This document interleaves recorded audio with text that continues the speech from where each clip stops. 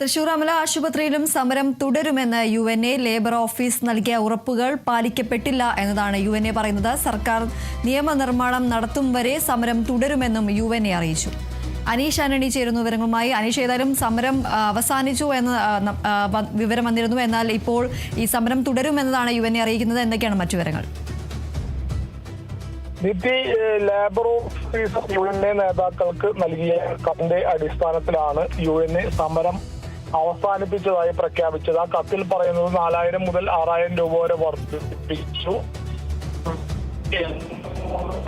ഈ ശമ്പള വർധനവ് മാത്രമല്ല സമരത്തിൽ പങ്കെടുത്തവർക്കെതിരെ പ്രതികാര നടപടി ഉണ്ടാകില്ല എന്നൊക്കെയായിരുന്നു ലേബർ ഓഫീസർ യുഎൻഎ നേതാക്കൾക്ക് നൽകിയ കത്തിലുള്ളത്.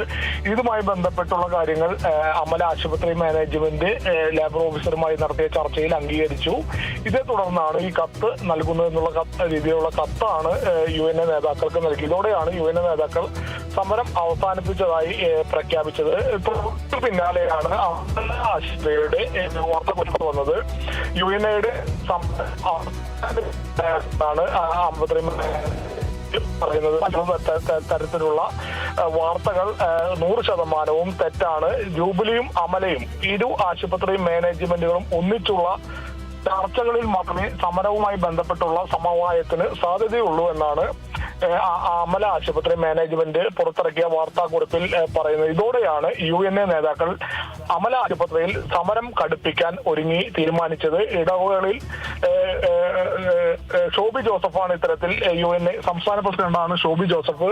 അദ്ദേഹമാണ് അമല ആശുപത്രിയിൽ സമരം തുടരും എന്നുള്ള തരത്തിലുള്ള തീരുമാനം അറിയിച്ചത്. മാത്രമല്ല, ലേബർ ഓഫീസർ കത്ത് മുഖാന്തരം നൽകിയ ഉറപ്പുകൾ അമല ആശുപത്രി മാനേജ്മെന്റ് പാലിക്കപ്പെടുന്നില്ല. ഓഫീസർക്ക് അമല ആശുപത്രി മാനേജ്മെന്റ് ലേബർ ഓഫീസർക്ക് നൽകിയ ഉറപ്പുകളിൽ നിന്നും പിന്മാറിയെന്നുള്ള ആരോപണമാണ് ഉന്നയിക്കുന്നത്. സഭയെയും അതുപോലെ ജൂബിലി മിഷൻ ആശുപത്രിയെയും സമ്മർദ്ദത്തെ തുടർന്നാകാം ഇത്തരത്തിലൊരു പിന്മാറ്റമെന്നും യുഎൻഎ ആരോപിക്കുന്നു. എന്തായാലും സർക്കാർ ഇതുമായി ബന്ധപ്പെട്ട് ശമ്പള വർധനവുമായി ബന്ധപ്പെട്ട് നിയമനിർമ്മാണം നടത്തുന്നതുവരെ അമല ആശുപത്രിയിൽ സമരം തുടരുമെന്നാണ് യുഎൻഎ ഏറ്റവും ഒടുവിൽ ഇപ്പോൾ അറിയിച്ചിട്ടുള്ളത്. എന്നാൽ ഇപ്പോൾ ജൂബിലി അമല ആശുപത്രികളുടെ സംയുക്തമായിട്ടുള്ള ഒരു വാർത്താ സമ്മേളനം ഉച്ചയ്ക്ക് 2:30 ജൂബിലി മിഷൻ ആശുപത്രിയിൽ വിളിച്ചിട്ടുണ്ട്.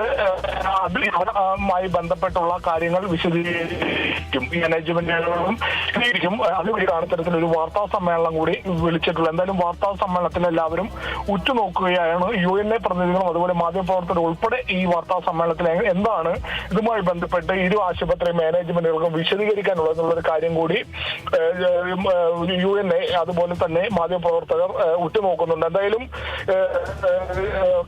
ഈ സമരം അല്പം മുമ്പാണ് സമരം അവസാനിപ്പിച്ചതെന്നുള്ളൊരു വാർത്ത വന്നത്. തൊട്ട് പിന്നാലെ സമരം അവസാനിച്ചിട്ടില്ല എന്നുള്ളൊരു കാര്യം മാനേജ്മെന്റും കൂടി പറയുന്നു. എന്തായാലും ഈ ആകെ മൊത്തത്തിലൊരു കൺഫ്യൂഷനാണ് ഈ സമരവുമായി ബന്ധപ്പെട്ട് ഇപ്പോൾ ആശുപത്രി മാനേജ്മെന്റ് ഇതുമായി ബന്ധപ്പെട്ട് നടത്തുന്ന വാർത്താ സമ്മേളനത്തിൽ കൂടുതൽ ഇക്കാര്യത്തിൽ വ്യക്തത വരുമെന്നുള്ളൊരു പ്രതീക്ഷയിലാണ് മാധ്യമപ്രവർത്തകരും യുഎൻഎയും ഉൾപ്പെടെ എല്ലാവരും ഉള്ളത്. ദീപ്തി, ശരി, ഏതായാലും ഈ ഒരു സംഭവത്തിൽ ദൃശ്യങ്ങൾ പുറത്തു വരുന്നുണ്ട്. അതിലേക്ക്